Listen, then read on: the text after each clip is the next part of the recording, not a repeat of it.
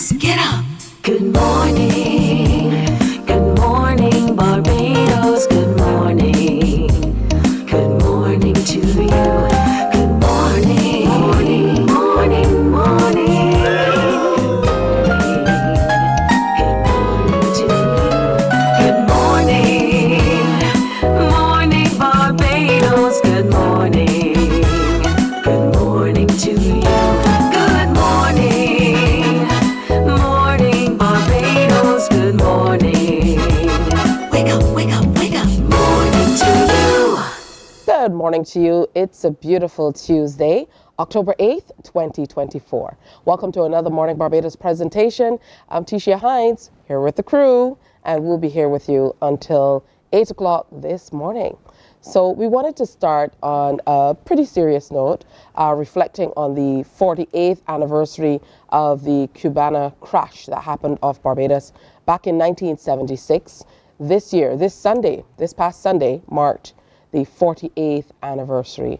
So for conversations on CARICOM today, that is where we will be sharing with you. There will also be a presentation later today that we will speak a little bit about later, but Ambassador David Comichong, Barbados Ambassador to CARICOM, is here with us this morning to discuss a little more. Good morning to you, Ambassador. Morning, Tisha. Pleasure to be here. Absolutely. 48 years since that day. There have been so many accounts of what happened from a Barbadian's perspectives. It is pretty gruesome, all that happened way back then. Are there still people who are coming forward and sharing what they experienced on that day? Well, I would say that many of the people who were directly involved 48 years ago have passed on. This thing had a devastating effect, especially on the Cuban families.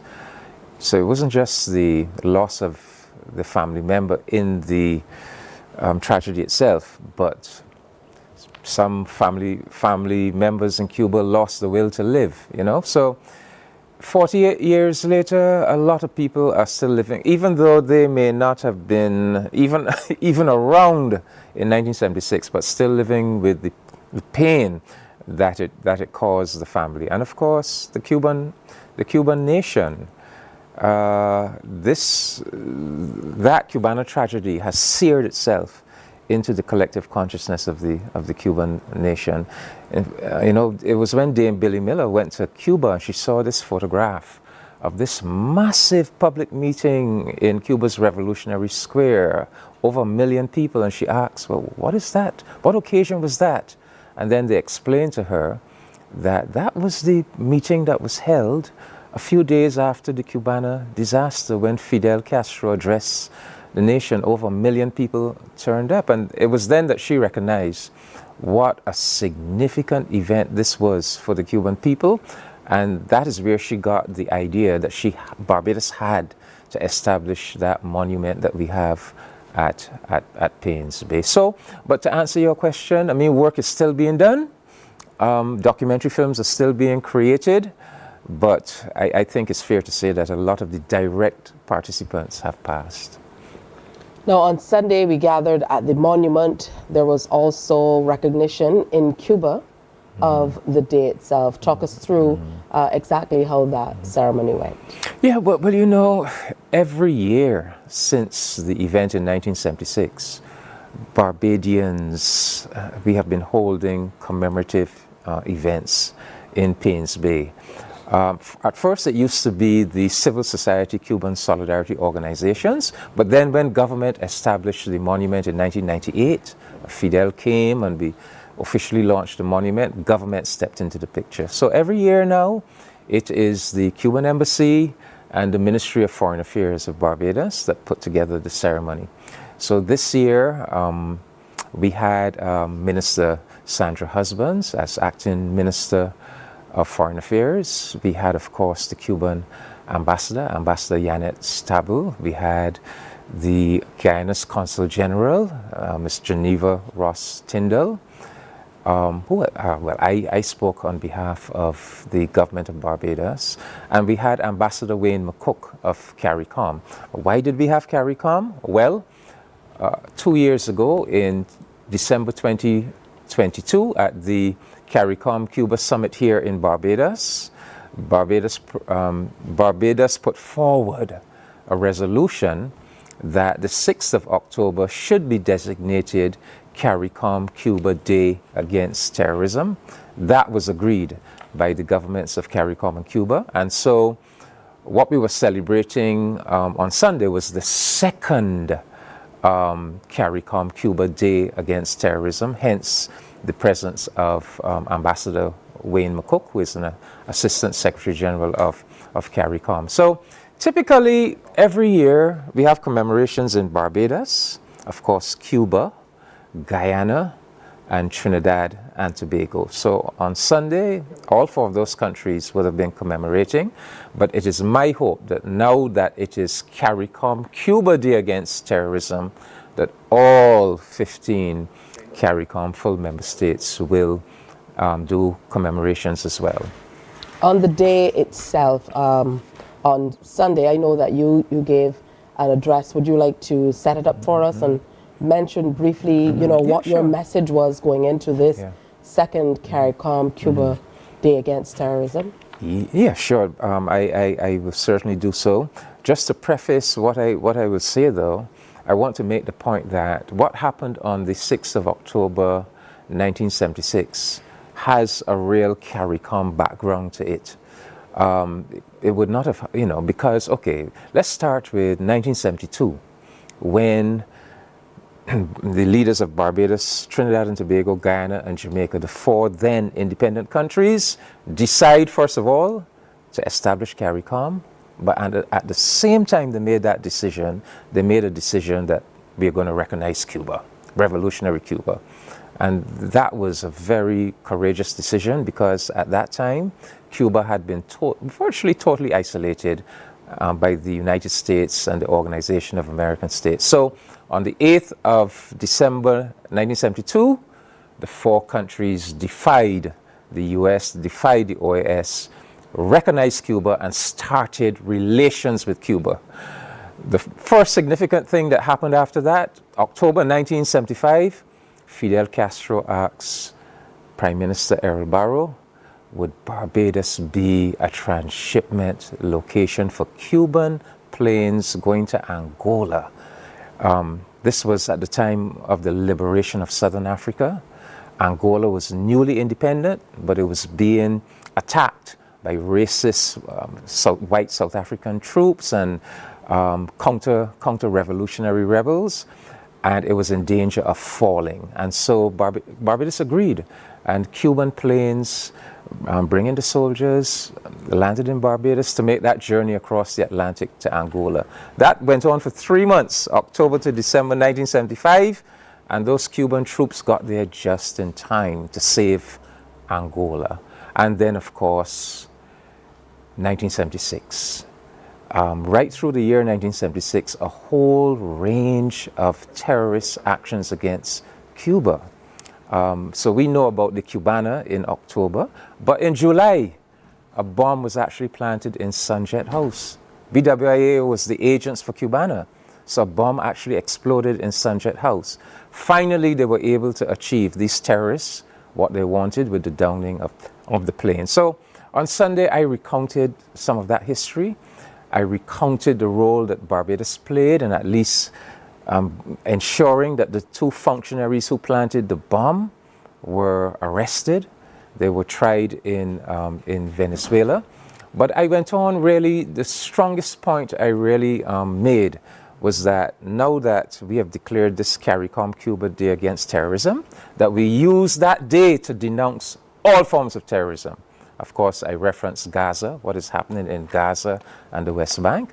And then I went on to say that, even as we have our concern for terrorism in far-flung corners of the world, we have to come home as well to what has been done to Cuba.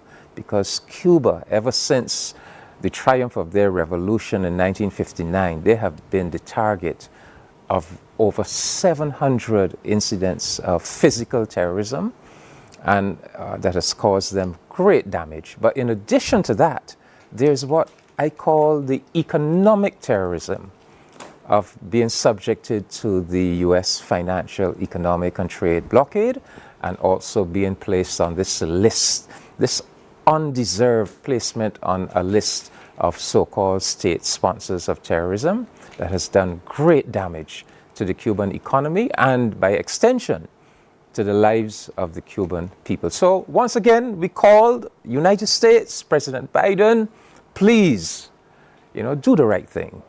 Remove that blockade. Remove Cuba from the list of state sponsors. And of course, that plea was made by Prime Minister Motley at the UN General Assembly last week as well.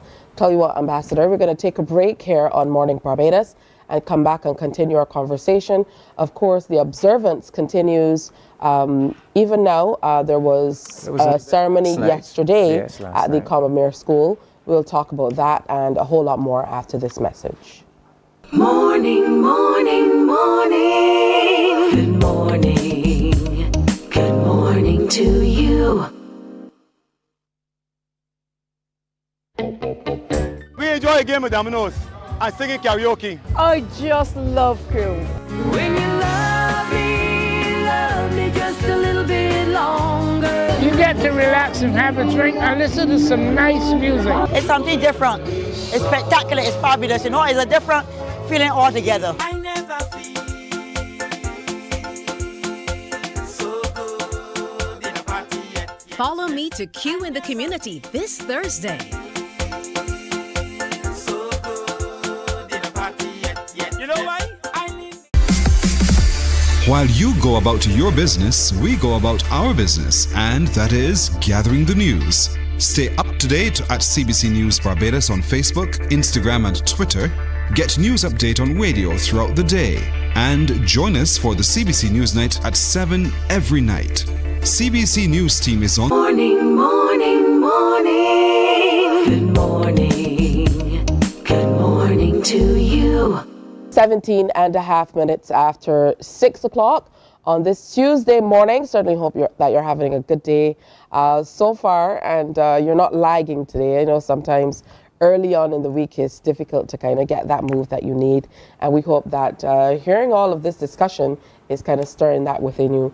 Ambassador Kamishong is still with us as we reflect on the CARICOM Cuba Day Against Terrorism, which was officially marked on Sunday and then commemorated on Monday as well. Mm-hmm. Yes, we had a beautiful cultural and artistic event last night at the Combermere School. This event is such an important event. I mean, this is really the poster child of terrorism. This was the first time, everybody knows about the infamous 9/11, when civilian airliners full of passengers were flown into the World Trade Center and the Pentagon. But 25 years before that, the world's first 9/11 took place right here in Barbados. And I have here with me a copy of the report of the Commission of Inquiry that Barbados engaged in. A lot of people don't recall that Barbados held a Commission of Inquiry into this event. In fact, just 1 week after the tragedy, the then acting Governor General, Sir William Douglas, established a Commission of Inquiry headed by Judge Denise Williams and with 2 other commissioners. And for approximately 1 month, public sessions were held at the number 1 Supreme Court in Bridgetown. And so it was a very, they carried out a very serious inquiry. They were able to determine exactly what had happened. They were able to determine that perhaps the greatest cause of the tragedy was not even so much the explosion, but the fact that the explosions, it was 2 of them, created a fire in the plane, and as the fire burnt the material inside the cabin, it produced toxic gases that overwhelmed both the passengers and the flight crew. And in fact, one of the recommendations they made coming out of this inquiry was to the international civil aviation authorities that going forward, they needed to do research to create materials for the interior of commercial airlines that, if they caught fire, would not produce toxic gases. So, Barbados probably made a very big contribution to international aviation. But what I want to say, if I had to summarize how Barbados dealt with it, the Commission of Inquiry, the fact that Barbados sent Senior Superintendent Orville Durant, who later went on to become Commissioner of Police. He went to Trinidad, he went to Venezuela to do investigation into the two men who placed the bombs on the plane. These were two Venezuelans, Freddy Lugo and Ricardo Lozano, but they were really acting for two Cuban arch terrorists, Orlando Bosch and Luis Posada Corriles, and who were veteran terrorists with some links to the Central Intelligence Agency as well. It must be said, but the Cubans were so impressed by how Barbados had conducted itself, the kind of investigation that Barbados had carried out, that when I produced this book a couple of years ago, I was very proud to include this passage, and I just read it, Tisha, because it gives me great pride, really.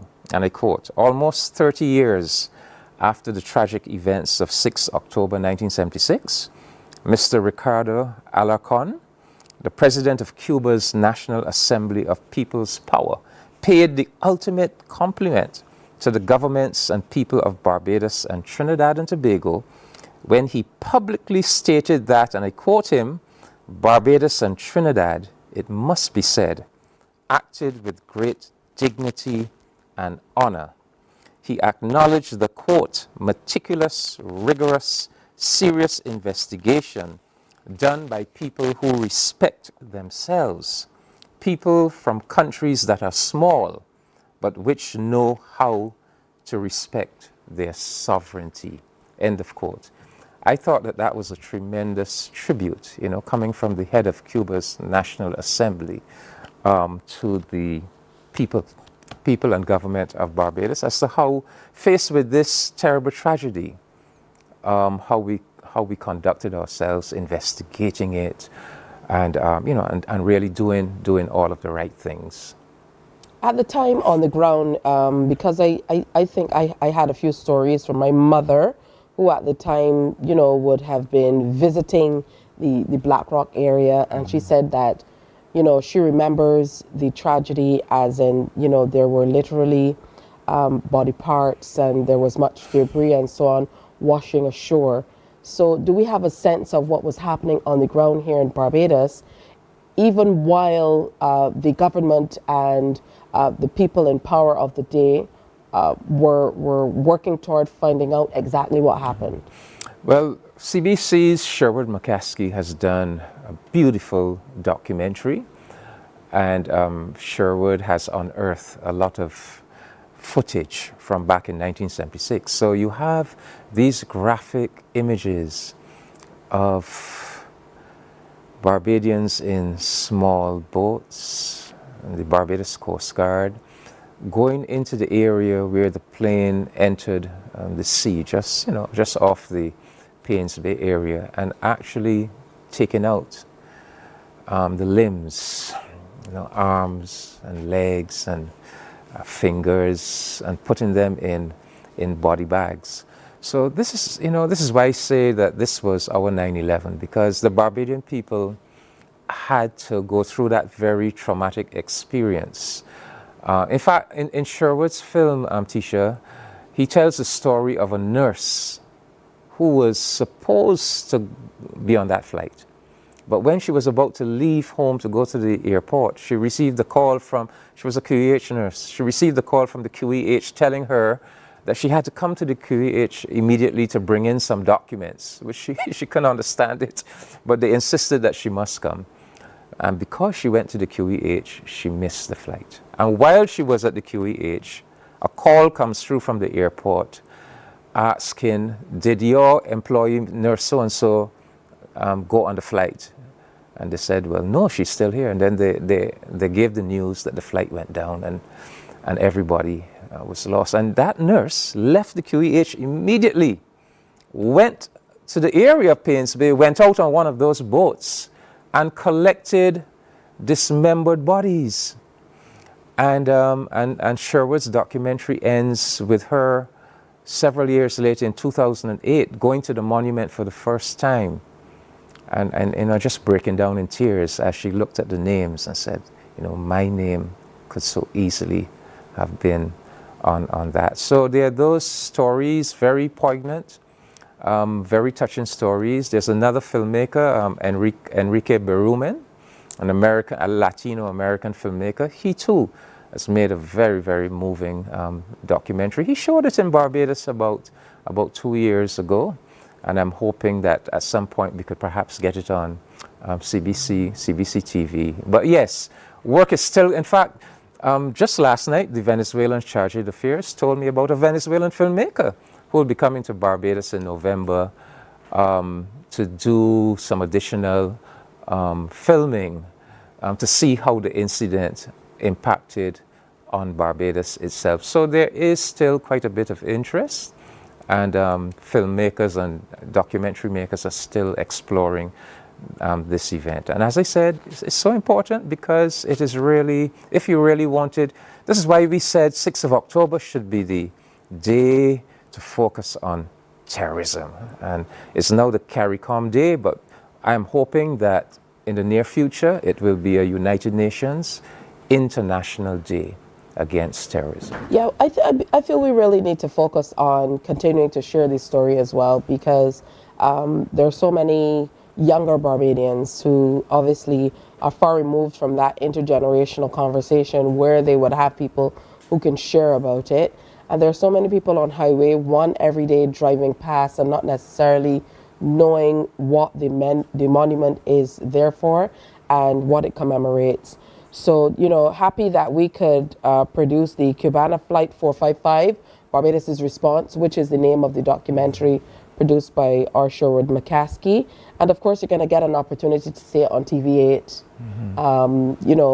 again, even though it has been aired, but definitely shares... he updated it.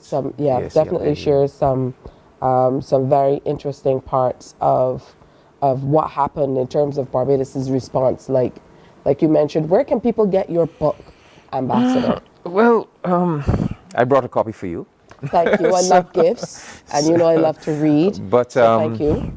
At the Ministry of Foreign Affairs, anybody contacting me at the Ministry of Foreign Affairs. Actually, I also have it in electronic format, so I could send it to anyone electronically as well. But you could get a physical copy if you contact me at the Ministry of Foreign Affairs. All right. An essay, a short story, and a poem that recount the story of the act of terrorism that destroyed a Cubana airline full of passengers in the territory of Barbados on the 6th of October, 1976. And many of these people were athletes. They were heading back home from a tournament they had attended in neighboring Trinidad. So definitely just people trying to make their way home. So I want to thank you for sharing with us in this way and continuing to share by heading out and really spearheading a lot of these relationships and conversations and moving us to a place where we acknowledge what has happened in Caribbean history, but most importantly, that we take action in going forward. Yeah, and I take your point. It's really to focus on the current generation, the young people, because those of our age, and anybody who was our age, Ambassador. Anybody who was at least anybody who was at least a teenager in 1976, or even a primary school child, would remember the incident. Yeah, Because I wasn't around in 1976, not even thought of in 1976. I'm my glad, mother was around. I'm glad she remembers. I'm she glad remembers, you read the history books. Yes, but she shared with me as well because she recalls the horror, the terror of seeing limbs and just debris littered all across the beach and at the sea in the area of Paynes Bay and Black Rock and, in those general areas. Yeah. So, it's still fresh in her mind and in what she shared. Man's inhumanity to man. And this is why we need to remember the day. We need to remember all of that suffering. We need to commemorate it because we need to do so with the resolve that we are going to end terrorism once and for all. All right. Thank you so much. As always, Ambassador, we'll see you next time for another conversation on CARICOM. My pleasure. Thanks. And a special good morning to Olga at the Cuban Embassy here in Barbados. We had some conversations online as well. So a special good morning to you and the entire team. All right, time for a break here on Morning Barbados. When we come back, though, we are talking disaster preparedness and we're focusing on young people. That's all next. Morning, morning, morning. Good morning. Good morning to you. While you go about your business, we go about our business, and that is gathering the news. Stay up to date at CBC News Barbados on Facebook, Instagram, and Twitter. Get news update on radio throughout the day. And join us for the CBC News Night at 7 every night. CBC News team is on the job and bringing you the news. There is a saying, you can find a Bajan anywhere. Are you a Bajan living abroad? Or do you know of one who has migrated to another country? Well, we at Mornin Barbados would love to have you or them on our Bajan Affair segment. Share your amazing stories, experiences, and how you have adapted to a new culture. Send us an email to morninbarbados@cbc.vb. And together we will travel the world.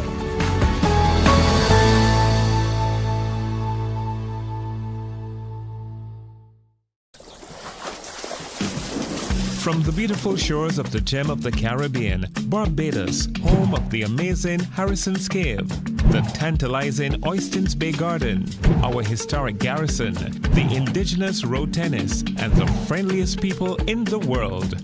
We are 94.7 FM, the ultimate Bajan experience. My friend, you don't plan to get her? Oh, Barbados. Hey, I'm KB Clean. Good morning, morning. Good morning. Good morning to you. All right, welcome back to Morning Barbados. On this beautiful Tuesday, I didn't see any drizzles in my neck of the woods this morning, but I'm not sure what's been happening with you because of the weather. It's been so different for us in Barbados over the last couple of months in terms of how warm it is outside and then, thunder and lightning and flooding, something that we're not accustomed to. We want to talk now about youth in disaster risk reduction. It's a panel discussion that's coming up. And joining us, we're really pleased to have with us Elizabeth Riley, who's Executive Director of SEDIMA, came in to join us this morning. We're accustomed to having you online, so it's good to have you here in studio sharing with us today. Welcome. Thank you. Thanks. It's good to be here. And also here is Saskia Kurusi, Deputy Chief, UNDRR Regional Office for the Americas and the Caribbean. It's great to have you with us on Morning Barbados as well. Thank you very much. Good morning. Okay, well, let's start at the very beginning, talking about International Day for Disaster Risk Reduction, or IDDRR Day, which is coming up in just a matter of days. Are we in the region paying enough attention in the way that we need to? I prefaced our conversation by talking about the changes we're seeing here in Barbados. Are we paying enough attention to what's happening? Are we as aware as we should be? Well, good morning, Tisha, and good morning to Barbados. It's really good to be here, and I think the answer is we can always pay more attention. The reality is that the hazards that we face in the Caribbean region there are many, and they're also changing a lot. As you mentioned earlier, we're seeing so many things happening with the weather. The excess heat is a relatively new phenomena for us here in the Caribbean, but we've always been plagued with extremes with respect to rainfall, whether it is flooding or it's drought. And we are also subject to a number of other hazards in the region as well. Volcanoes, earthquakes, and I know often we don't think of COVID as a hazard, but they're biological hazards as well, not just affecting humans, but also animals. And of course, there are technological hazards like oil spills, etc. So there's always space for paying a lot more attention, for learning more. And as the hazards change, it means we also have to keep pace with the changes that are happening there so that we are able to keep our people safe. And in the previous conversation, we talked about the necessity of having intergenerational conversations. And this is why you're teaming up on this particular occasion, to be able to foster those types of conversations so that young people understand what has gone before, what's happening now, and what they need to do to find the medium and be able to thrive and survive. Yeah, we are living in a more complex world, just as Elizabeth said, where hazards are increasing. For example, climate hazards are increasing in intensity and in frequency, but we actually have a hazard classification that talks about 308 hazards that are around us. So we live in a complex world of risk. And youth is key because it's the future generation. It will be the future leaders, the future decision makers. And then actually, in order to reduce risk, each action that we take personally, that we take in the family, that we take at school, can increase risk or reduce it. From simple things like driving in the morning. How do we drive? Do we follow the rules? Do we put a safety belt on? Do we have insurance? How do we behave at home, at school? How do we build our house? All these decisions we take from the local, personal to global level, it affects reducing or increasing a risk. And youth is key. So actually we work towards empowering the voices of girls and boys in taking decisions and in being aware about disaster risk. And that's really important. What's the theme that you're working with this time around? Yes, so Tisha, this year for the International Day for Disaster Risk Reduction, we're on the theme empowering the next generation for a resilient future. And this is really critical because, as you recognize, the issue of disaster risk management is going to be with us for a long time. And it's important that we are sensitizing our youth to the importance of integrating disaster risk in everything that they do. But also it's about the key message of them being agents of change. And the youth are a very powerful voice. You know, my daughter, for example, if she comes home from school and she says, "Mommy," and she gives me a message, "I think you should." And this influences parents a lot. It's an agent for change, not only in their generation, but also influencing parents and aunties and uncles to do things differently.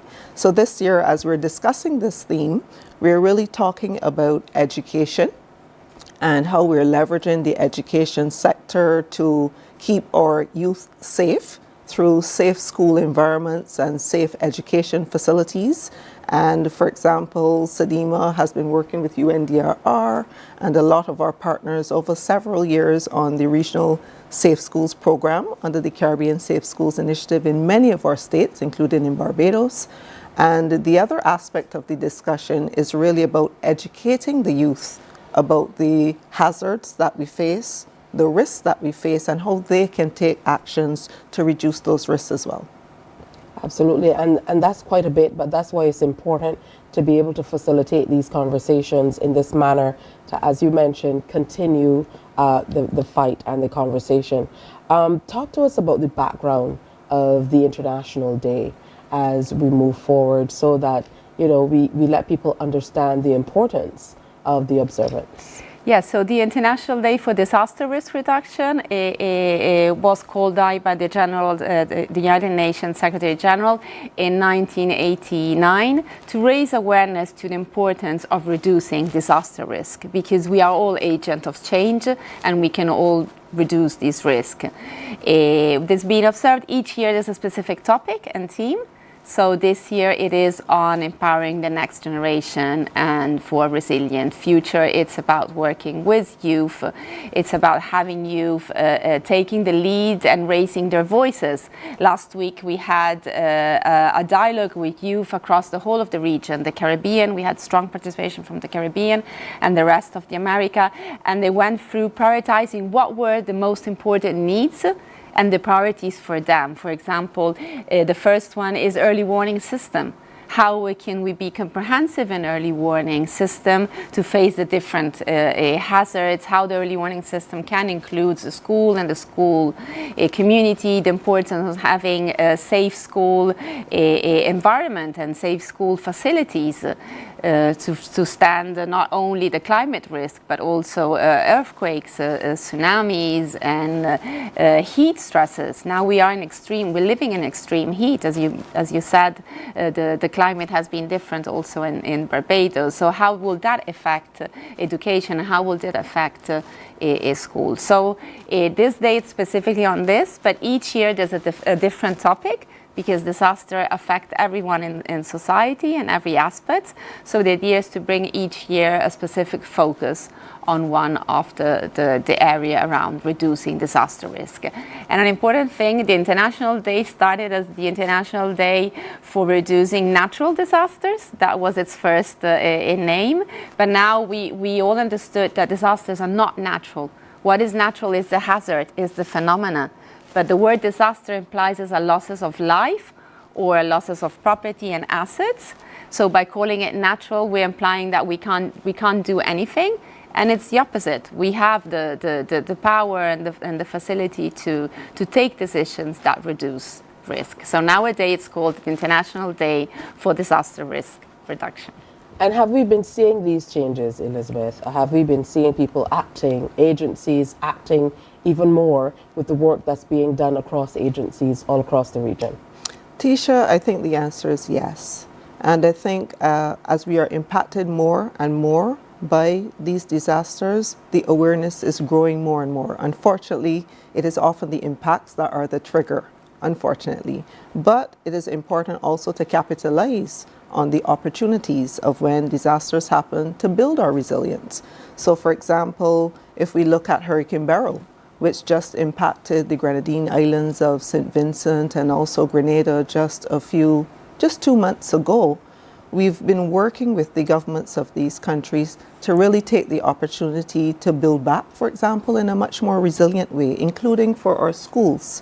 And SEDIMA had worked with a number of our partners, including CrossQ and the Caribbean Development Bank, for example, on a new code of practice for resilient construction, particularly as it relates to residential construction. And this new design allows for constructing to resist Category 5 hurricane winds, as well as Richter Scale 7 earthquakes. So we're taking that opportunity in undertaking training of contractors, builders, and artisans in the Grenadine Islands for both states to encourage them to build back better in a much more resilient way. And this will ensure also safety for our school children as we seek to rebuild school plants that are much more resilient to the hazards that we face. And why this is so important is because even before we get to the conversations, interagencies, intra-agency conversations, it's important for people to recognize what's possible based on your geographical location and so on, what's possible by way of disaster, to be able to even get into the frame of mind of preparation or preparing for that eventuality. Now the panel is going to come up later at UE. Can you tell us a little bit more about the expected outcomes and the shape it will take? Yes, so tomorrow, I'll invite the public and especially the youth to join us tomorrow at 10 a.m. and it will also be online in the campus of UWI. There will be an intergenerational dialogue. There will be youth speaking at the event, representing different islands from the Caribbean, bringing up their voices and what are their priorities, and it's really about empowering youth and knowing what we should pay attention in this uncertain future, in this complex risk landscape. What is the voices of youth? What are the actions that we should take to be better prepared and be protected, but also to reduce the disaster risk, which is very much linked to sustainable development. So tomorrow there will be a dialogue. It will be different representatives from the Caribbean, and also different authorities. So it will be an intergenerational dialogue around education, about empowering youth, around safe school. Absolutely, and we know that UNDRI is an organization that works along with many Caribbean organizations, but at SEDIMA, I know there are very specific goals for your organization that are very specific to our region as well. So as far as outcomes are concerned, what are you aiming for?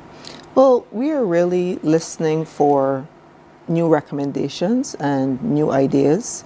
We believe at SEDIMA that it's important to make a space for the youth to have a voice. And we believe in a theme that was given to us by the youth a few years ago at one of our youth conferences, which runs in parallel to our conference, which takes place every 2 years. And the youth said to us that you have to plan for the youth with the youth. And it is something that we have really taken on board at SEDIMA. So we make spaces for the youth to have a voice, to showcase things that they're doing, ideas that they have, ways in which they think we can do things better and in a different way. So it's really about those recommendations. It's about understanding, as we take our programs forward, how can we better integrate youth in the conversation, because first you have to have a space at the table, but also to inform the actions, utilize the technology which is happening. All the youth are on their phones. You know, how do we get the messages across better to them so that they understand all of the issues that we're talking about here today, but also to digest that, integrate it into their own everyday actions. Absolutely. I mean, if we talk about it in real terms, did someone say volcano? Hey, ashfall, of course. Hurricanes, we see that too, but in this part of the region, I don't know if people often take these things as seriously as they need to. So it's really important that these conversations are happening. For you, Saskia, will it be hybrid? Is it only in person? I know there's a QR code for people to be able to register as well. So give us a little more detail in that area. So yes, it will be hybrid. So I invite everyone to join, to tune in. We want to reach the wider Caribbean. We want to reach also the wider region. The Caribbean youth have a lot of experience to share to the rest of the Americas. So there's opportunity of joining online, and also of following the IDDR with its hashtag, follow it online, on social media, get engaged. We want to listen to what are the opinions. We want to bridge what the youth want, as Elizabeth said, with the decision makers to shape a more resilient future for all. Absolutely. Final words from you, Elizabeth, in terms of encouraging young people, maybe some older people to come out and listen as well, to be a part of the presentation. Yes, absolutely. So the online link is uwitv.global, so you can actually follow it live as we're having the discussions tomorrow. And I really want to just leave with a message to say that it's important for us always to be prepared to deal with the hazards which are a part of our everyday life here in the Caribbean. And the way to be best prepared is to learn more about them, learn more about the things that you as an individual can do, and contribute also to the safety of not only yourself, but your families and also your communities. All right, wonderful stuff. Great to have both of you ladies in with us this morning, waking up early to come and share, which is what we do. And as a reminder, I know that you often engage with the media. I myself have taken part in some UNDRR sessions and workshops online, facilitated through the Caribbean Broadcast Union. But I would love to see the media, far more engaged, particularly mainstream media, when we're talking about the dissemination of information in this part of the region. When we have matters of national interest or disasters, this is where people go. And a lot of the times, it's the only place people can go. So to be able to engage in those conversations from early on to make us better at sharing is of equal importance. Yeah?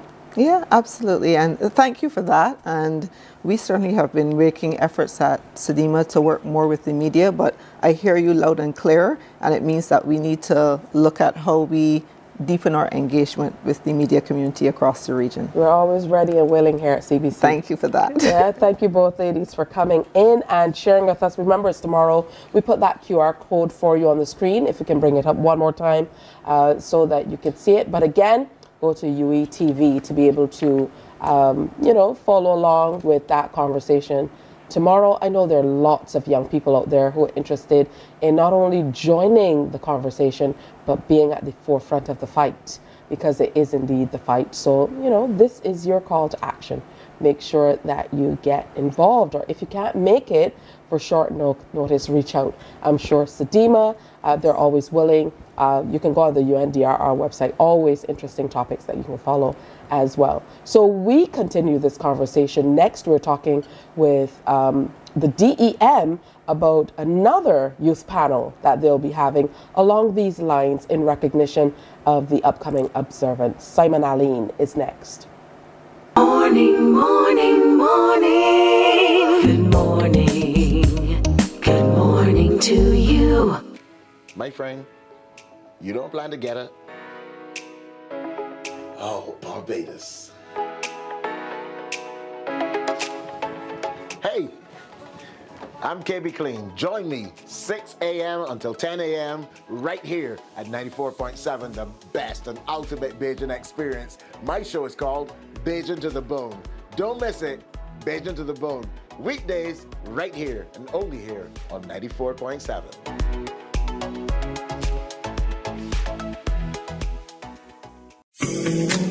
The facts say Morning Barbados reaches an audience of over 50,000 and Newsnight reaches over 56,000. It's simple. When you advertise, you're getting your message to over 50,000 of your potential customers. Make the call to CBC Sales Department today and watch your business grow. Contact us at 467-5559 or email marketing@cbc.bb.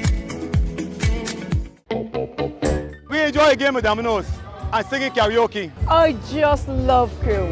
When you love me just a little bit longer. You get to relax and have a drink and listen to some nice music. It's something different. It's spectacular. It's fabulous. It's a different feeling altogether. I never feel so good in a party yet. Follow me to Q in the Community this Thursday.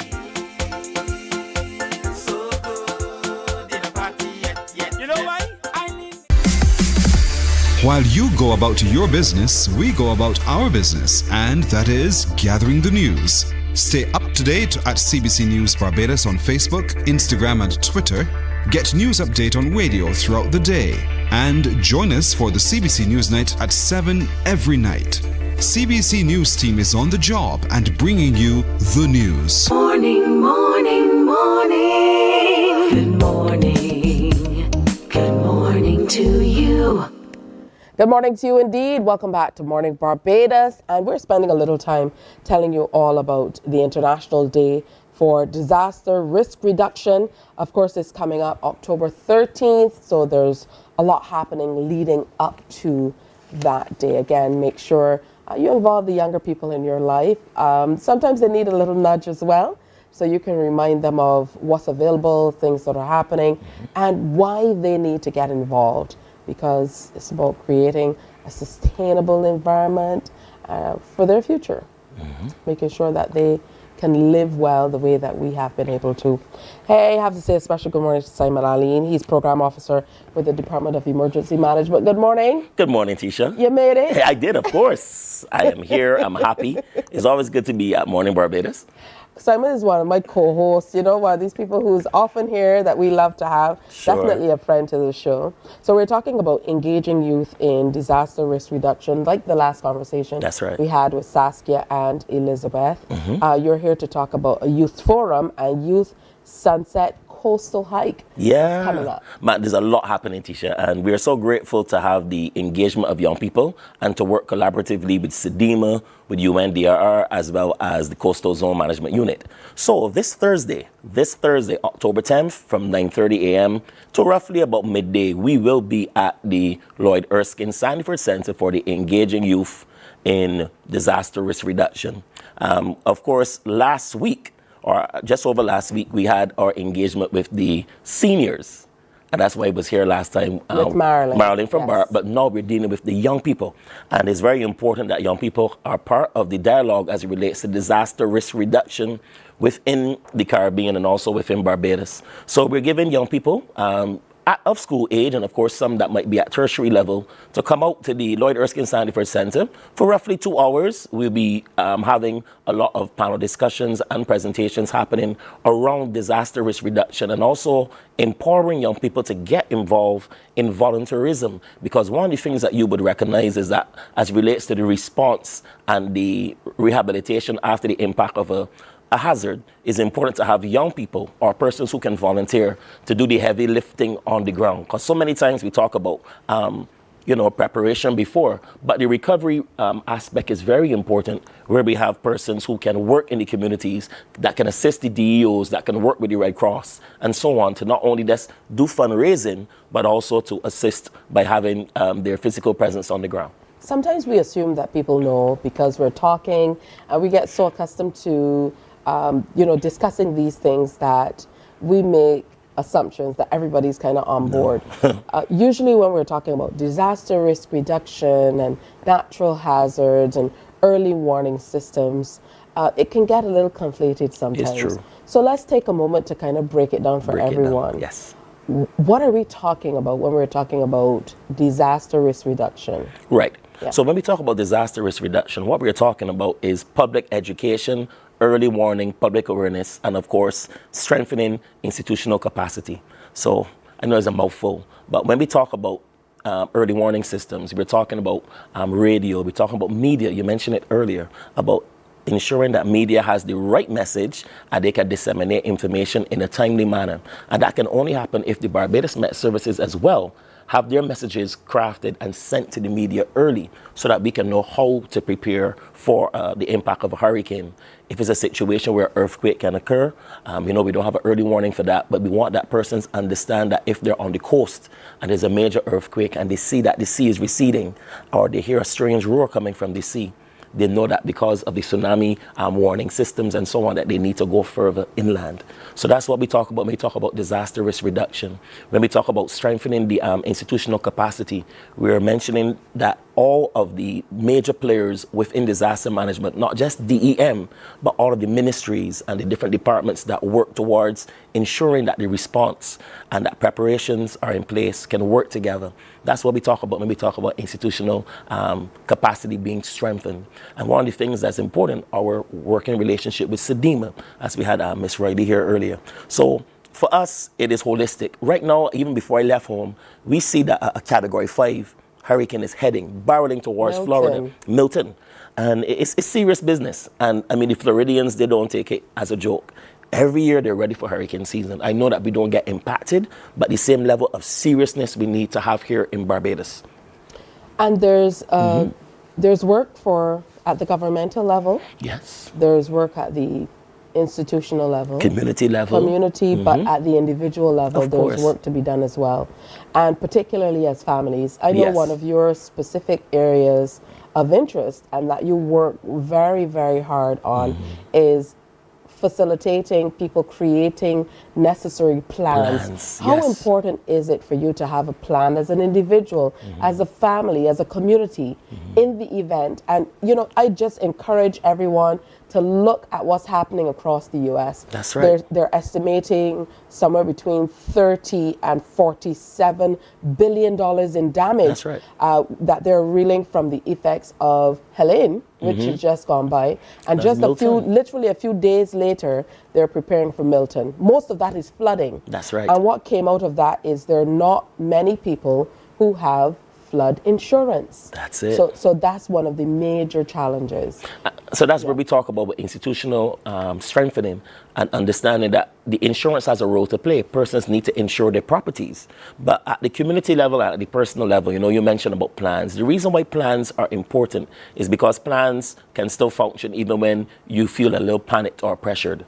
That's why we have plans, so that even if, for example, you can't enter your community, you have an exit, you have an alternate exit to get out of your community if it floods. That the reason why we tell people to have community plans or family plans is that you know where your nearest hurricane shelter is, you know where your water is stockpiled and your non-perishable items, and you can secure your personal documents. We talk about having a grab bag or a grab and go bag that you just put the things that you need and they're already packed. As people will call them, like Mornin said, the hospital bag. You know, years ago, people will have a little bag there with all the personal things that they need in case they need to go. People do it when they're having a baby. Right. So around hurricane season, it's baby time. Make sure you have your grab bag there with all the things that you need, from wipes to personal hygiene products to water to cash as well, because one of the things we recognize is directly after the impact of any hazard, you're not going to get the connectivity, no electricity, and possibly no internet for a little extended period of time, might be 24 hours or less. So obviously, if you don't have those things, you need to have cash in case you need to purchase something from a community store and so on. So we're exposing young people to disaster risk reduction on Thursday. From 9:30, we are at the Lloyd Erskine Sandyford Center. So we've sent out invitations to the Ministry of Education, all the schools, the Ministry of Youth, and we have a number of community groups that will be there as well. So we're encouraging young people to come out and be a part of the dialogue. So young people can just come out.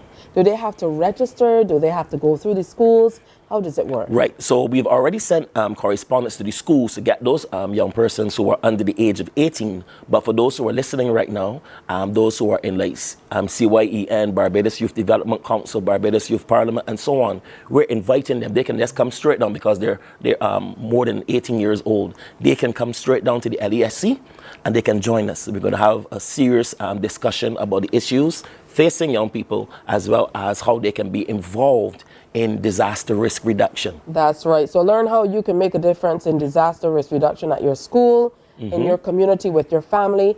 Then there's a Youth Sunset Coastal Hike coming up on Saturday. That's right. The beautiful Cove Bay. That's right.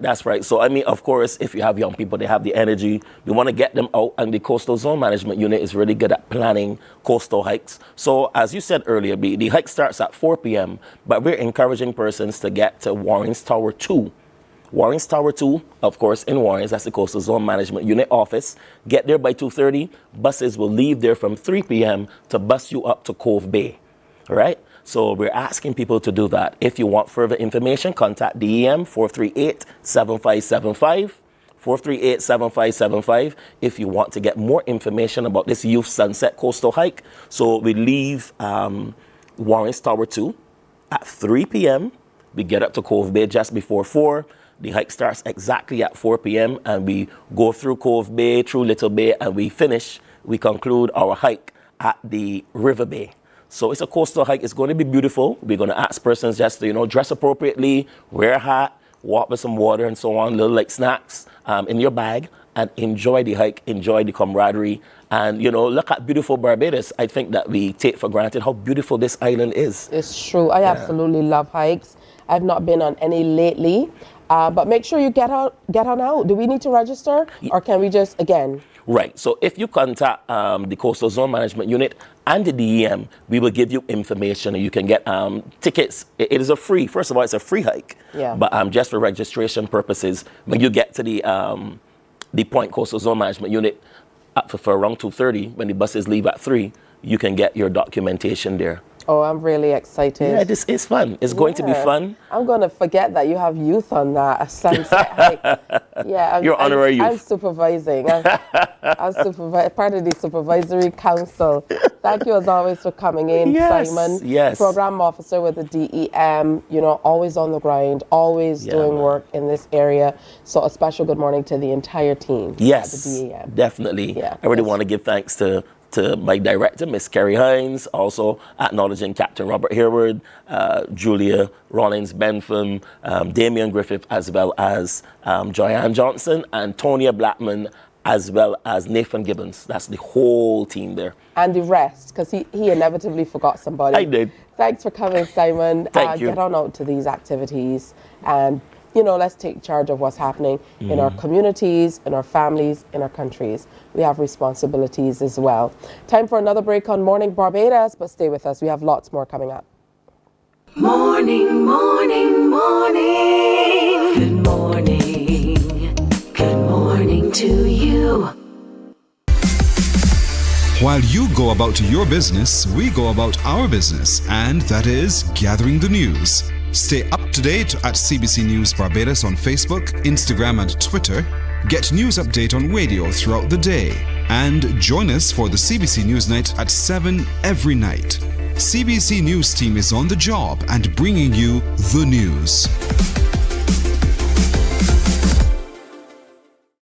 There is a saying, you can find a Bajan anywhere. Are you a Bajan living abroad? Or do you know of one who has migrated to another country? Well, we at Mornin Barbados would love to have you or them on our Bajan Affair segment.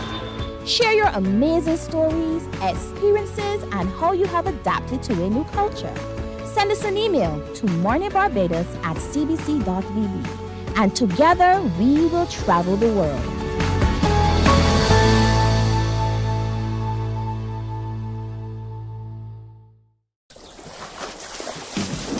From the beautiful shores of the gem of the Caribbean, Barbados, home of the amazing Harrison's Cave, the tantalizing Oystins Bay Garden, our historic garrison, the indigenous road tennis, and the friendliest people in the world. Morning, morning. Good morning.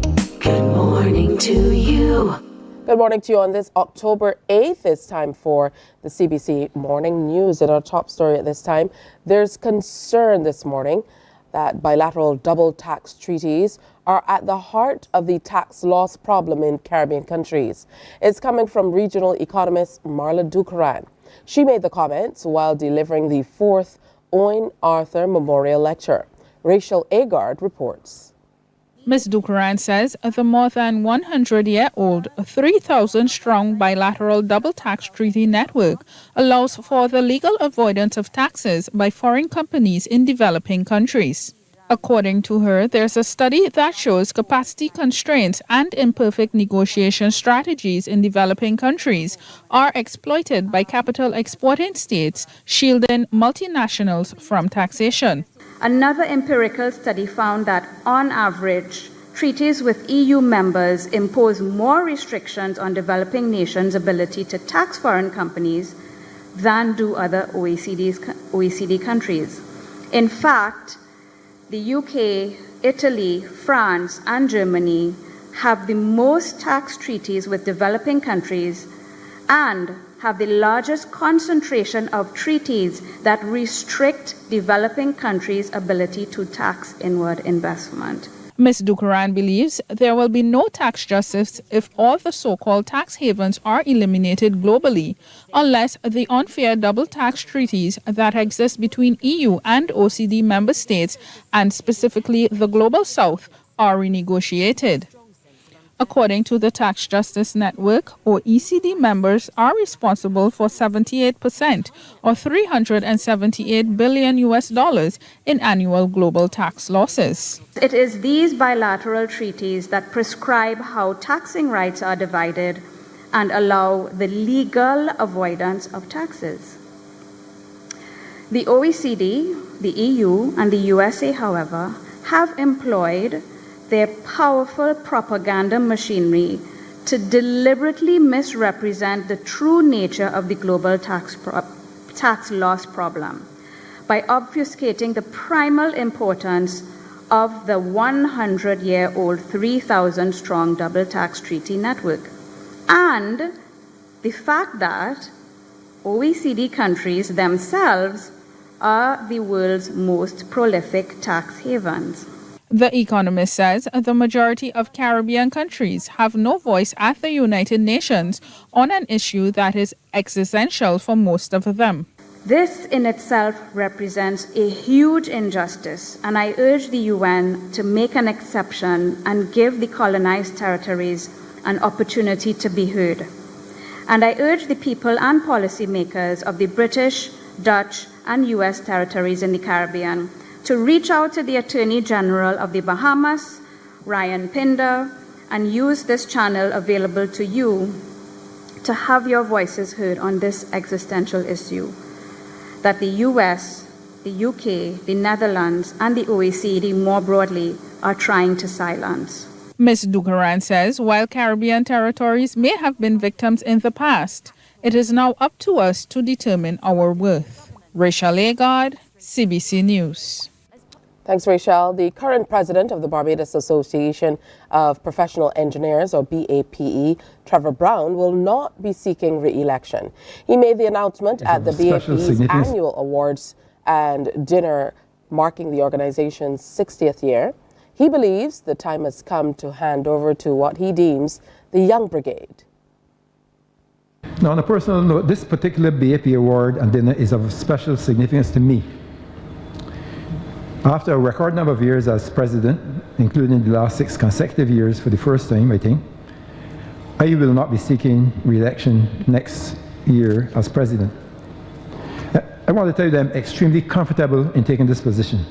Not because I'm uncomfortable with continuing as president, but because of the level and competence and enthusiasm of the young members of my committee and of BAP in general that gives me the confidence that it is time for me to go away.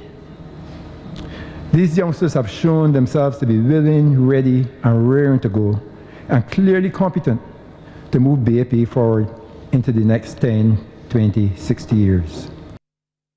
Chief Fire Officer Errol Maynard has called attention to the risks brought with the rapid growth of photovoltaic systems, along with the importation of electric vehicles. He says it presents a serious concern for public safety and a significant challenge for the fire service. It is my firm belief that developers and manufacturers must invest more in research and development to address the hazards their innovations create. Furthermore, dealers who import these systems and vehicles must take responsibility by providing funding for meaningful training for first responders. We are the ones who face the danger head-on, and it is only fair that those who bring these technologies to market also contribute to the solution. After all, those who create the challenge must help with the remedy. On a lighter note, pork is already a major part of the Bajan culinary experience, but there are plans afoot to further capitalize on its popularity. The announcement came at the 3rd edition of the Barbados Pork Festival. We sent Akeem Klinkett to report. Organizer Crispin Hackett says the festival, now in its 3rd year, is a community event. He says they are looking at plans to make it even bigger. We have a tourism period, a tourism season, and during the lull period, you know, we always want to have things happening that people can come into our island as we aim to make sure that tourism is 24/7 or year round. In order to do that, we need to find things outside of that period to put on the calendar. Hence the Barbados Food and Rum Festival, for example, who partnered with us this year. That's another different thing as well, coming on board with the Port Festival, but things like that help to make sure that our island has something happening all the time. I received a message just maybe a week week ago, and there's interest of having the Barbados Sport Festival in Ghana. And you know, we're having that continuous community relationship and cultural relationship between Barbados and Africa. And that's one of the avenues that I think that we can go in the future. Chef Craig had his own stall at the venue, but he also represents the Barbados Food and Rum Festival. He says the pork event has been moved to October and will now lead off the island's premier culinary festival.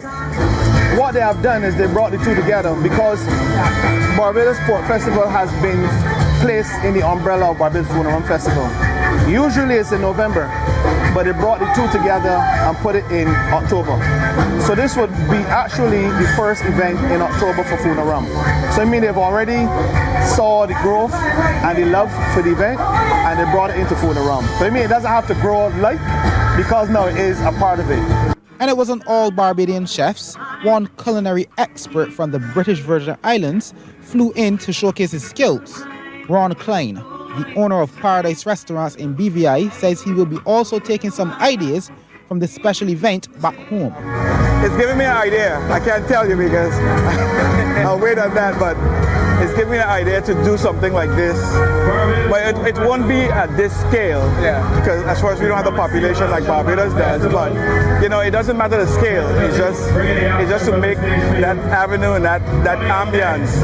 I mean, this place come alive when it gets a little dark around 8 o'clock. The lighting and everything, it's really, really amazing. So over 2,000 people were estimated to have attended the event, and while the main focus was pork, there were other choices available for those who prefer other types of protein. Akeem Plinkett, CBC News. Great report. I couldn't help myself, sorry. Good stuff there, Akeem. Now in sports, a new 5-team T20 tournament called the Global Super League is set to be launched in Guyana next month with prize money of $1 million. The league, sanctioned by Cricket West Indies and fully supported by the government of Guyana, will feature teams from 5 different countries, featuring the hosts, Guyana Amazon Warriors from the CPL, and 4 other established T20 teams from around the world. There will be a total of 11 matches, with each team playing 4 matches in the group stage. The top 2 teams will then progress to the final, with all matches being played at the Guyana National Stadium in Providence. The event is set to take place annually, with different teams from around the world being invited to take part each season. Now, this year's inaugural Global Super League will be played from November 26th to December 7th. So make sure you check in and book your ticket to be a part of that Super League being played in Guyana. That's it for our morning update of news. We have more news coming your way, more detailed, at 12 noon here on TV8. Or you can tune into our sister network of stations for the CBC News World at 1. That's 98.1 FM, 94.7 FM, and Q 100.7 FM. Time for a break here on Morning Barbados, but we'll be right back to tell you a whole lot more about some very interesting stuff coming up. Stay with us. Morning, morning, morning. Good morning. Good morning to you. From the beautiful shores of the gem of the Caribbean, Barbados, home of the amazing Harrison's Cave, the tantalizing Oystins Bay Garden, our historic garrison, the indigenous road tennis, and the friendliest people in the world. We are 94.7 FM, the ultimate Bajan experience. My friend, you don't plan to get it? Oh, Barbados. Hey, I'm KB Clean. Join me 6 a.m. until 10 a.m. right here at 94.7, the best and ultimate Bajan experience. My show is called Bajan to the Bone. Don't miss it, Bajan to the Bone. Weekdays right here and only here on 94.7. The Department of Emergency Management wants to hear the voice of our youth. We are appealing to all teachers, principals, and service clubs to get our young people out for our youth forum entitled Engaging Youth in Disaster Risk Reduction on Thursday, October 10th from 9:30 a.m. at the Lloyd Erskine Sandyford Center. We are appealing to young people to come out to learn more about disaster risk reduction and the role that you can play in your school, your community, and in your homes. For further information, contact the DEM at 438-7575. Some ask, what makes Barbados so special? We at Mornin Barbados say it's you, our exceptional youth. You are talented, resilient, and inspirational. You are the epitome of the Barbadian spirit, testing the boundaries of your creativity. If you are an entrepreneur, artist, baker, designer, author, or have done anything you think should be highlighted, email us at morninbarbados@cbc.bb. Let us show the world our exceptional Bajan youth. The Department of Emergency Management, in collaboration with the Coastal Zone Management Unit, presents the Youth Sunset Coastal Hike on Saturday, October 12th from Cove Bay to River Bay, St. Lucie. Buses will leave Warren's Tower 2 car park at 3 p.m. sharp for Cove Bay, St. Lucie. For further information, contact the Department of Emergency Management at 438-7575. Join us for an evening of hiking fun. Morning, morning, morning. Good morning. Good morning to you. Good morning to you again. Wonderful to have you in company for Morning Barbados. Wherever you're joining us from all across the globe, it's good to have you in company. We know we have a monster following online across the diaspora. So good morning to those of you who are joining us from the greater New York City area. A bulk of you actually have a chat group and share with us there as well. So always good having you watching and following what's happening here in Barbados. So I want to welcome two wonderful people to the Morning Barbados set at this time. First of all, Dr. Cleve Scott, who in this particular iteration is wearing his hat as historian and lecturer in the Department of History at UWI Caveville campus. Good morning. Always good to have you with us. Thank you very much, teacher, and good morning, Barbados. Good morning, diaspora. Good stuff. I don't think that I've ever had a conversation like this with you, Cleve. I'm always kind of behind the scenes producing when you're on screen. So it's good for us to have this exchange in front of the cameras. Yeah, and the viewers don't want to know what happened behind the scenes. And of course, I promise not to ask anything about Calypso. You can. Or crop over on this occasion. And here with us, we have a distinguished lady who is a retired lecturer from the Department of History at St. Augustine campus, Dr. Rita Pemberton. Wonderful to have you with us this morning. Thank you. I have the honor and the pleasure of being here. All right. So, Dr. Scott, we're talking about an initiative of the department where you are recognizing through the Department of History and Philosophy and a memorial lecture. We're talking about trade, trekking, and trauma is the theme, the journey before the Middle Passage. And it's going to be a very thought-provoking lecture that is in honor of a very important lady who a lot of people need to know a great deal about. And I think the theme that has been running through the entire show this morning is really fostering that intergenerational conversation so that the next generation really knows of all of the people and things that we know of so that they can carry on. Yes, Professor Elsa Govaya, the first female professor within the university system, who was from Guyana, and I say was because she passed away many years ago. This is our 38th annual lecture, and it's on Wednesday night. It's on Wednesday night, 7 p.m. at Caveville campus under the big white tent. So we have lots of room to accommodate everyone. Professor Govaya, she was very good at writing history, at teaching history, and after she passed, the university introduced a scholarship and a lecture in her memory. This year, our guest lecturer is Dr. Pemberton, who I would say is a kind of Vinci.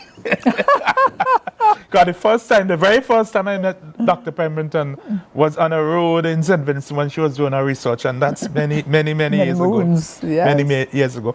But this year she has a very interesting topic, which, as you say, will help to boost that intergenerational connection. Dr. Pemberton?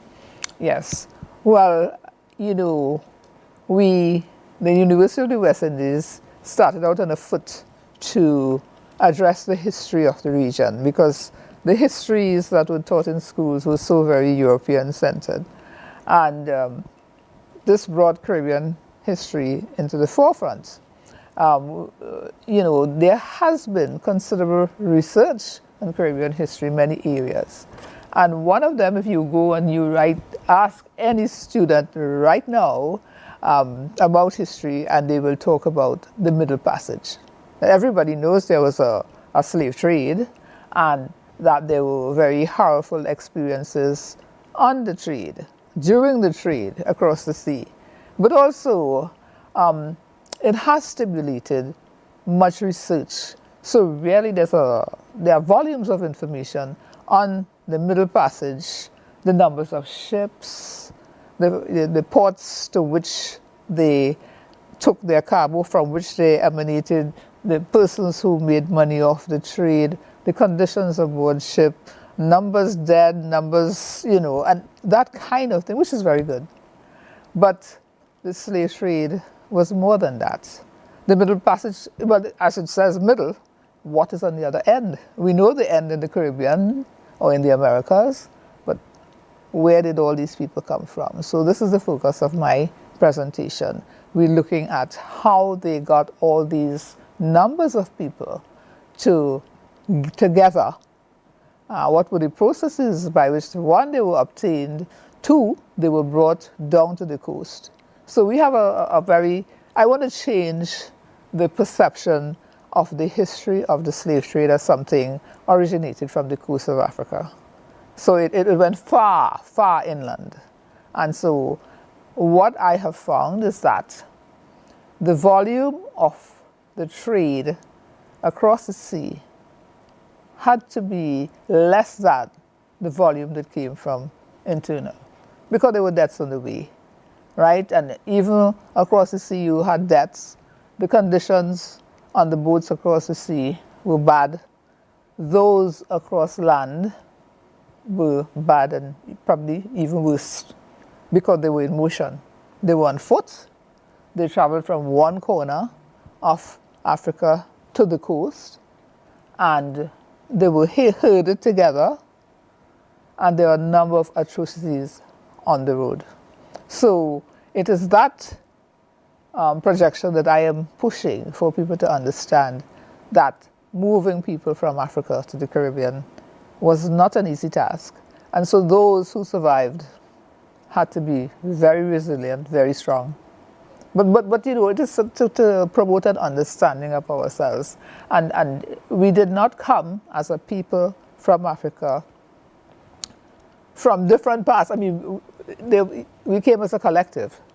And so we are African, and most of us can't identify which group we came from in the nationalities that are now. Because when that trade was going on, all these countries that we have, these national entities, did not then exist. You had communities of people. I mean, some people call them tribes. I don't like the term. But, you know, so in our quest to find out where we came from, we have to recognize that people came in stages from different parts. They were clustered together.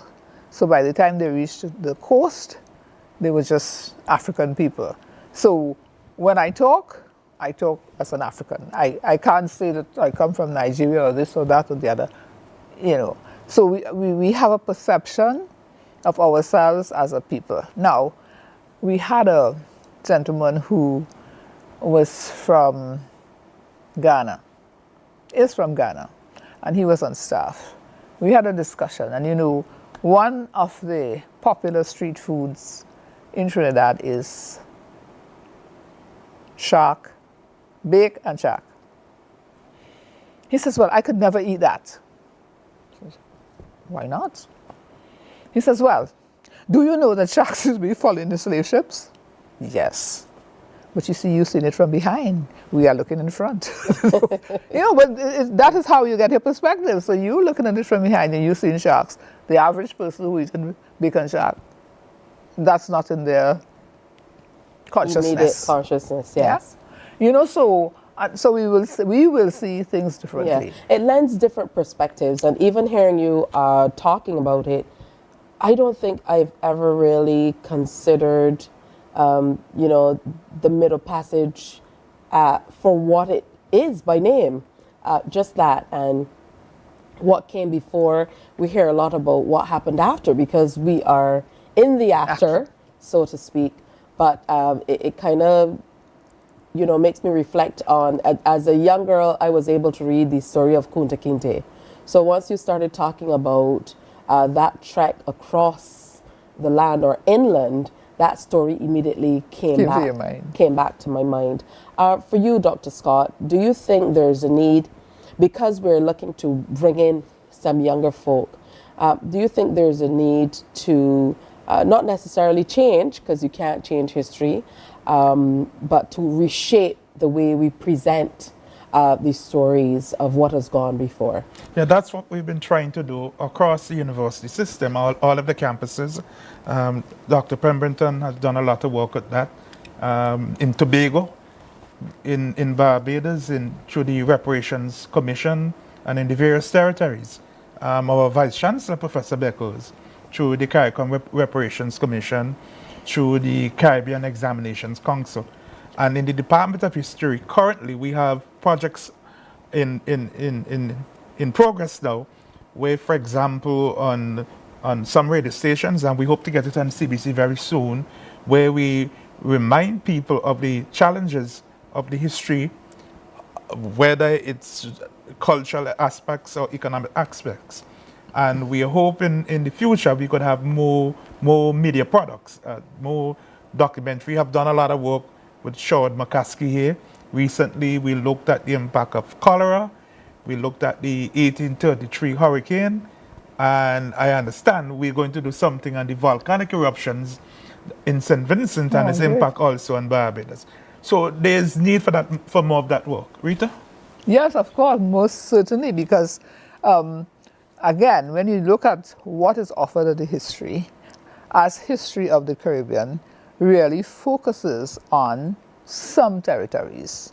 So you get a lot about Jamaica, quite a lot about Trinidad, Barbados, Guyana now, but the smaller islands are not, they just don't enjoy that kind of visibility, and I think that is needed in the need of correction.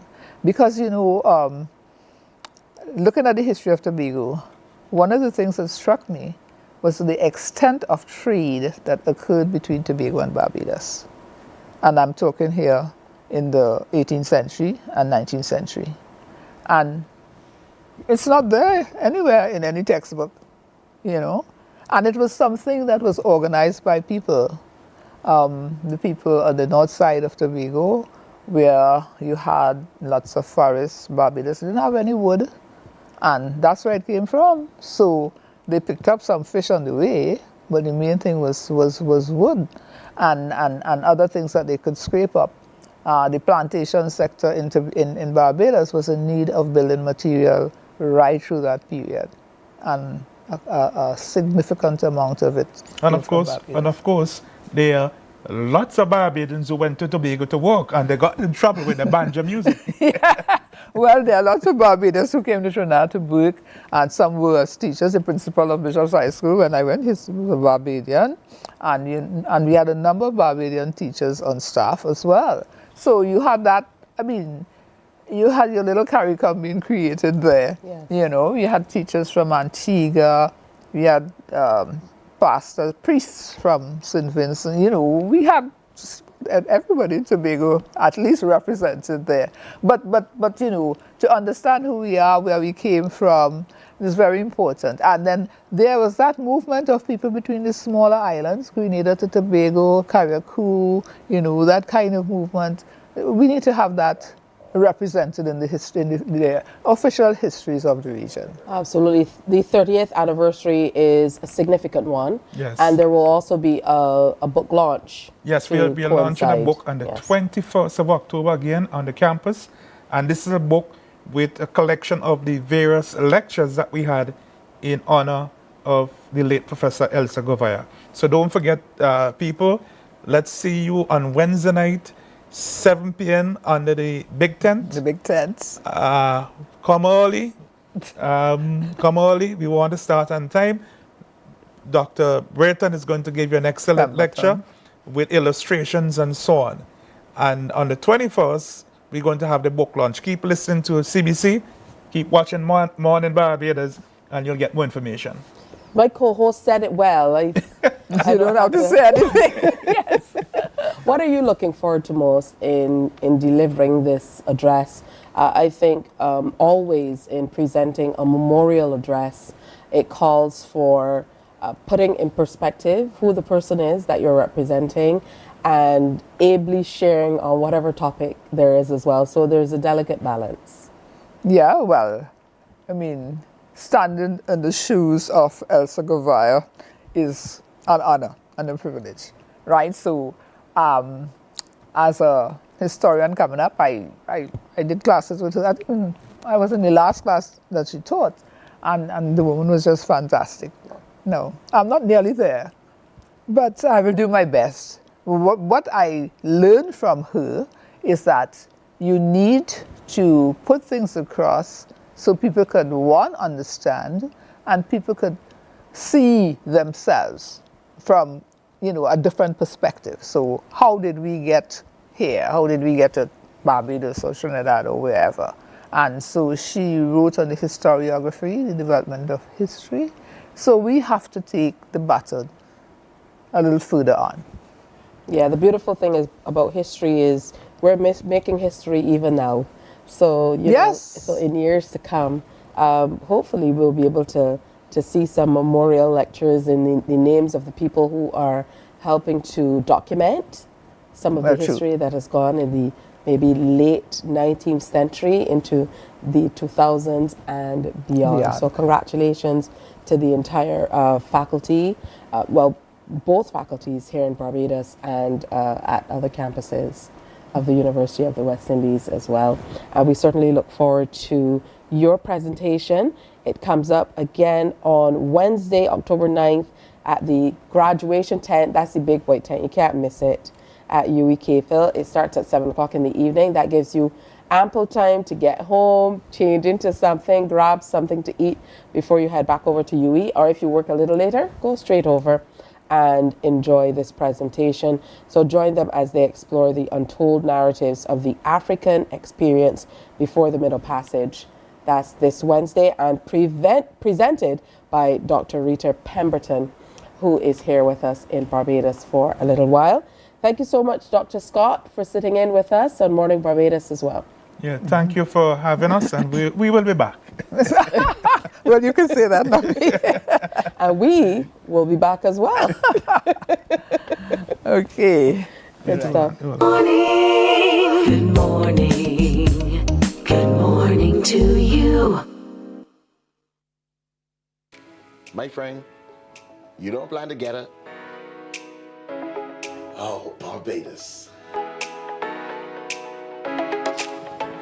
Hey, I'm KB Clean. Join me 6 a.m. until 10 a.m. right here at 94.7, the best and ultimate Bajan experience. My show is called Bajan to the Bone.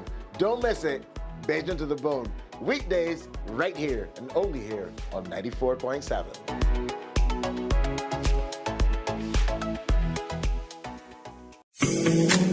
The facts say Morning Barbados reaches an audience of over 50,000 and Newsnight reaches over 56,000. It's simple. When you advertise, you're getting your message to over 50,000 of your potential customers. Make the call to CBC Sales Department today and watch your business grow. Contact us at 467-5559 or email marketing@cbc.bb. Enjoy a game with Domino's. Morning, morning. Good morning. morning to you. It's been so good having you with us. It's just about 22 minutes to go. 8 o'clock hour. And in a week, we want to make sure that you are prioritizing self-care. So here's your opportunity to dedicate time daily to activities that really nourish your body, mind, and spirit. That's our tip for today. So make sure that you prioritize self-care, dedicate time daily to activities that nourish your body and mind. Mental Illness Awareness Week is an annual event that highlights mental health issues. It takes place during the first week of October and aims to educate and reduce stigma around mental illness. This initiative brings together individuals and organizations across the nation, highlighting the urgent need for dialogue and understanding. The celebration of this week is crucial because it helps break down barriers that often prevent people from seeking help. However, stigma and lack of awareness can significantly hinder treatment and support. Mental Illness Awareness Week promotes educational activities and public discussions to foster a more supportive environment for those affected.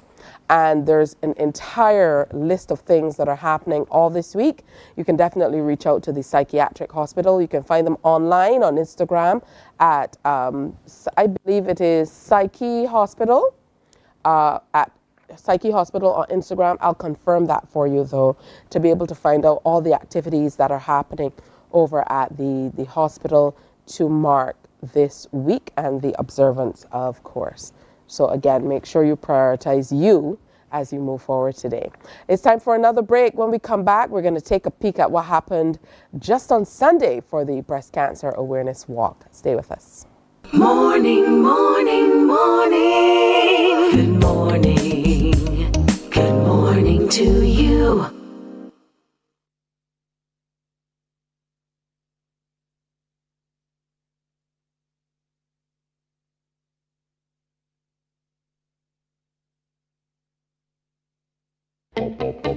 We enjoy a game of dominoes and singing karaoke. I just love crew.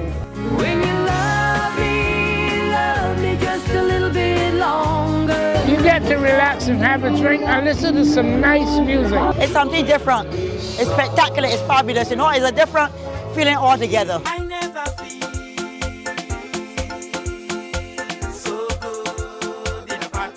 Follow me to Q in the Community this Thursday.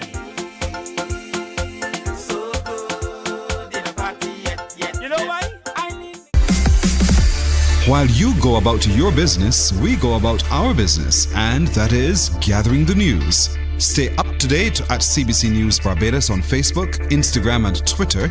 Get news update on radio throughout the day. And join us for the CBC News Night at 7 every night. CBC News team is on the job and bringing you the news. There is a saying, you can find a Bajan anywhere. Are you a Bajan living abroad? Or do you know of one who has migrated to another country? Well, we at Mornin Barbados would love to have you. Morning, morning, morning. Good morning. Good morning to you. So we told you all about it for weeks on end, all about the Walk for the Cure. It came off on Saturday, October 6th, started at the CIBC Caribbean car park over in Warrens. And they made their way along the way. There was lots of rain, but despite that, many people came out to show their support. And of course, all proceeds go to the breast screening program of the Barbados Cancer Society.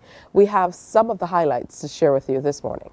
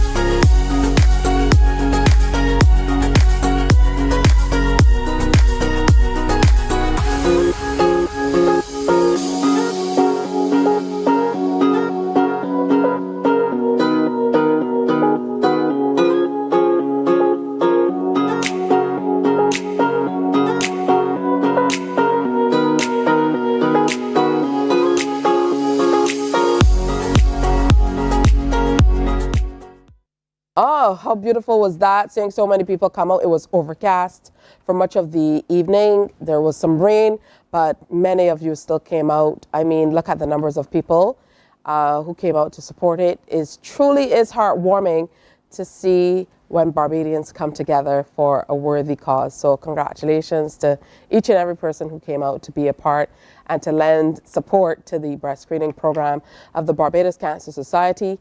The work continues, so a special shout out to those of you who make it happen in office year round as well, ably led by Dr. Shirley Jagru. Your work is truly, truly exceptional.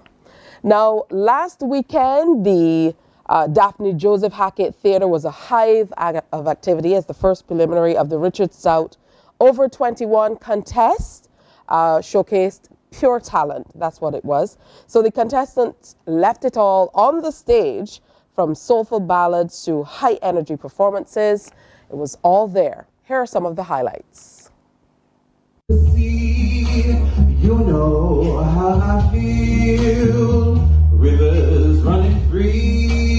You know how I feel, blossom on a tree. And you know how I feel. It's a new dawn, it's a new day, it's a new life for me.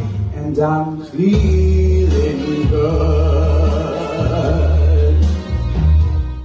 A thousand spotlights, all the stars we steal from the night sky will never be enough, never be enough. Towers of fall are still too little. These hands could hold the world, but it'll never be enough, never be enough.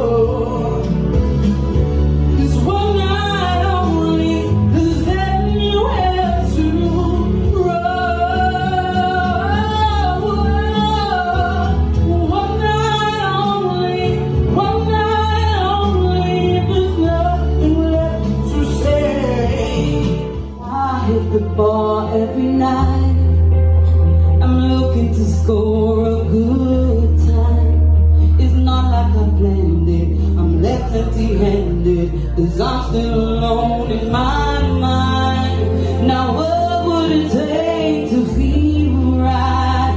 Can I come see you tonight? Is there someone new now? What can I do now? 'Cause I need you back by my side. This time I want it all. This time I want it all. I'm showing you all the cards, giving you all my heart. This time I'll take the chance. This time you be my man. I can be on me. This time it's for me. Last time I wasn't sure, but this time I will give you more. I'm more mature, I'll show you. Fine. It's the end of all time. Someone to understand you like I do. You'll never see what you found in me. All the magic we share, just us two. Whoa, I'm not trying to make you stay, baby, but I know somehow, someday, the way you are, you're gonna miss my loving. You're gonna miss my love. You're gonna miss my love. Oh. Morning, morning, morning. Good morning. Good morning to you. There is a saying, you can find a Bajan anywhere. Are you a Bajan living abroad? Or do you know of one who has migrated to another country?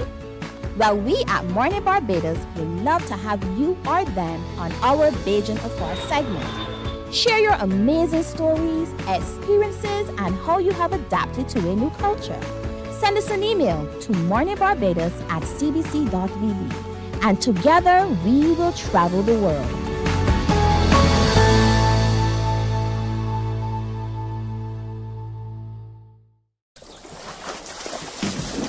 From the beautiful shores of the gem of the Caribbean, Barbados, home of the amazing Harrison's Cave, the tantalizing Oystins Bay Garden, our historic garrison, the indigenous road tennis, and the friendliest people in the world. We are 94.7 FM, the ultimate Bajan experience. My friend, you don't plan to get it. Oh. Morning, morning. Good morning. Good morning to you. Oh yeah, second chances, that's what it's all about. I don't know about you, but I had a good time listening to the over 21s in that first preliminary. The second one is coming up this coming weekend. We're going to tell you exactly how you can be a part of it as we go through the rest of the week. After all, it's only Tuesday. Hey, coming up tomorrow on Morning Barbados, the Human Resources Management Association of Barbados, they're going to be in to chat to us. Of course, their conference takes place 9th and 10th. They're looking at technology and human interaction and engagement. So if you've not signed up, I'm not sure you can anymore, but you definitely should reach out to HerMap to find out a little bit more. Plus Doc Talk with Dr. Barker. He's going to be in studio with us as we look out taking care of our health and look at ways that we can take care of ourselves.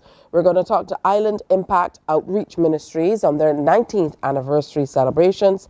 And we're also going to share more on the Walk for the Cure. It's the big thank you. So that's all coming up on the Hump Day edition, the Wednesday edition of Morning Barbados. Thanks so much for joining us today. Have a great, safe rest of the day, and we hope to see you, God willing, tomorrow. Bye-bye. Wake up, wake up, wake up.